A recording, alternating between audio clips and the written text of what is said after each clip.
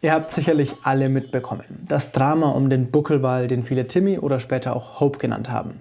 Deutschland war plötzlich voller Meeresbiologen, bestimmt auch in eurem Umfeld, die alle Bescheid wussten, ob man das Tier jetzt sich selbst überlassen soll oder vielleicht doch alles daran setzen sollte, es zu retten. Und diese zwei Seiten werden in den Medien natürlich wieder super polarisiert dargestellt. Entweder oder. Dabei ist es in der Realität wahrscheinlich so, dass selbst wenn du auf der einen Seite stehst, die eine Seite vertrittst, du trotzdem auch die andere ein Stück weit verstehen kannst. Also die Überlappungen sind meistens größer, als wir denken. Was da aber ganz Schönes drin steckt, von beiden Seiten, ist, dass wir plötzlich ganz offensichtlich sehen konnten, dass Menschen sich mit anderen Lebewesen verbunden fühlen und einfach eine Empathie haben. Das ist wahrscheinlich auch der Grund, warum eine der zentralen Säulen des Internets sowas hier ist. Natürlich würde ich mir wünschen, dass es nicht bei diesem einen Wal bleibt, sondern dass sich Menschen auch fragen, warum ist er denn da gestrandet? Warum ging es ihm denn so schlecht? Stichwort Stellnetze. Und welche Strukturen haben denn überhaupt dazu geführt, dass sowas passiert? Aber es gibt da eine Frage, die mir generell in diesem ganzen Hype fehlt. Zumindest habe ich noch niemanden drüber sprechen hören. Dabei steckt da eine Geschichte drin, bei der ich finde, dass es besonders wichtig wäre, dass Menschen sie verstehen. Denn diese Geschichte gibt uns Hoffnung zum einen, aber sie gibt uns vor allem auch ein Playbook, wie man mit großen Problemen umgehen kann, wie zum Beispiel das der Stellnetze und wie man sie auch lösen kann. Ich rede nicht von dieser Rettungsaktion direkt, sondern ich rede von einer Entscheidung, die vor 60 Jahren gefällt worden ist, die überhaupt erst ermöglicht hat, dass dieser Buckelwal in Niendorf landet. Und die Geschichte, was Gesetzgebung und auch technischer Fortschritt, Innovation hier geleistet haben, ist ein super Beispiel aus der Geschichte, die meiner Meinung nach noch viel wichtiger in die Köpfe der Menschen gehört, als die Frage, ob man dieses individuelle Tier nun gerettet hat oder hätte liegen lassen sollen. Gehen wir rein.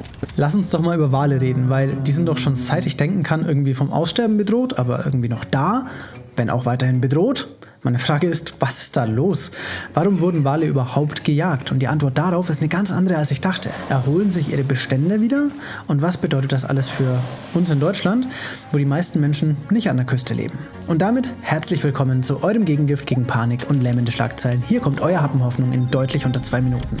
Schaut dir mal diese Grafik an. Das ist die Anzahl der Waltötungen pro Jahrzehnt über die letzten 130 Jahre. Was ist hier und hier passiert? Die erste Überraschung in dieser Recherche war für mich, warum wir überhaupt so bekloppt viele Wale getötet haben.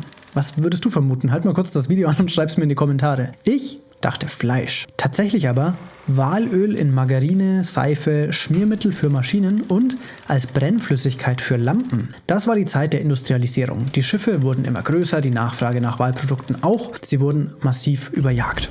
Früher gab es hier etwa 27.000 Buckelwale. Zum Tiefpunkt waren es dann nur noch 440 Tiere. Jetzt findet man dort wieder 25.000 und mindestens einer von ihnen spuckt mit Kajakfahrern. Trotzdem, 6 von den 13 großen Walarten gelten noch immer als gefährdet oder bedroht.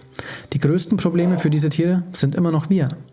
Und trotzdem erholen sich ihre Bestände. Sogar der Blauwal, das größte Tier, das jemals auf der Erde gelebt hat und stark gefährdet, erholt sich langsam wieder.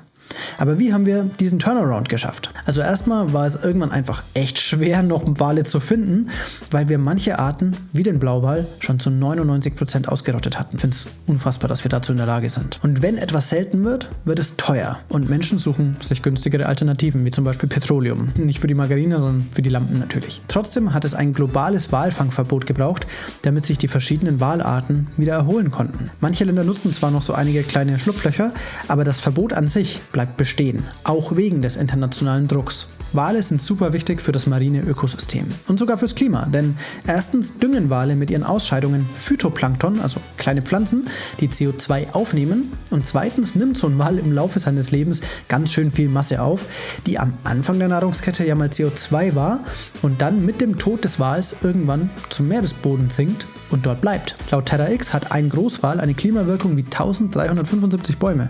Schon abgefahren, oder? Und dann darf man auch einfach mal bewundern, mit was für wahnsinnig wundervollen, interessanten Tieren wir diesen Planeten hier teilen dürfen. Buckelwale sind soziale, intelligente Wesen, die zusammen in Gruppen sowas wie Fischernetze aus Luftblasen machen können, um Schwärme aus kleinen Fischen zusammenzutreiben. Und das da finde ich einfach nur rührend.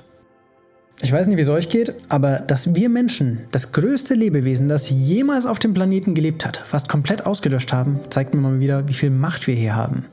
Und ich bin sehr froh, dass wir gerade rechtzeitig noch die Kurve gekriegt haben. Es wird übrigens noch schätzungsweise 140 Jahre dauern, bis die Blauwalpopulationen wieder das Niveau vor der menschlichen Jagd erreichen werden. Auch wenn es manchmal alles anders scheint. Wir Menschen sind auch in der Lage, grenzübergreifend kollektiv zusammenzuarbeiten. Für was Gutes. Und ich finde, dieses Gefühl von Zuversicht und auch einfach Aktionsbereitschaft, das ist es, was ich mir mehr wünschen würde. Also ich würde mir wünschen, dass wir das wirklich aktiv fördern und pflegen.